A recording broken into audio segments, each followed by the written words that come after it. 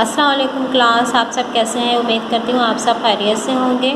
میں ہوں آپ کی اردو کی ٹیچر مس تحسین۔ آج میں آپ کو پڑھاؤں گی رشتہ ناتا سبق رشتہ ناتا کا مرکزی خیال۔ کل میں نے آپ کو کروایا تھا اس کا مختصر تعارف۔ سب سے پہلے آپ اس کا مختصر تعارف لکھیں گے۔ لکھنے کے بعد آج جو کام کروا رہی ہوں وہ ہے مرکزی خیال۔ مرکزی خیال کس طرح سے لکھوا رہی ہوں یہ دیکھ لیجیے آپ۔ مولانا محمد حسین آزاد سر سید کے عناصر خمسہ میں سے ایک ہیں جو مسلمانوں میں فکری بیداری کی خواہ تھے۔ رشتہ ناتا آزادی کی خوبصورت تحریر ہے جو نصاب کا حصہ ہے۔ آزاد کے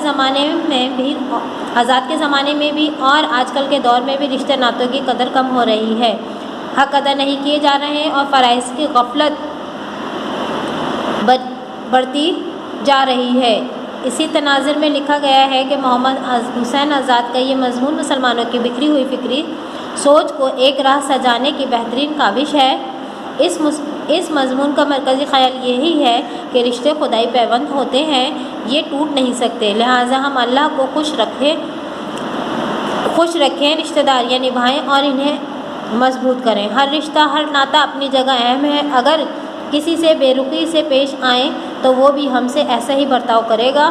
بزرگ اللہ تعالیٰ کی نعمت ہوتے ہیں، ہمیں ان کی خدمت کر کے فیض حاصل کرنا چاہیے، خصوصاً اپنے والدین سے جو ہماری پیدائش اور پرورش کا ذریعہ ہیں، جو ہمیں عدم سے دنیا میں لانے کا سبب ہے۔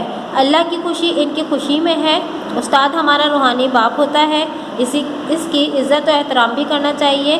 پھر ددیال اور ننیال کی رشتہ داریاں، ان سب کو عزت و احترام ہم پر فرض ہے اور ان کا حق ہے۔ بزرگوں کی رائے کا احترام کرنا چاہیے۔ ہر ایک رشتہ دار ایک دوسرے کا سہارا ہوتے ہیں۔ اب آپ یہ مرکزی خیال بالکل اسی طرح سے کریں گے جس طرح سے میں نے آپ کو بتایا ہے۔ یہ مرکزی خیال بالکل اسی طرح سے کیجیے گا۔ اوکے، اللہ حافظ۔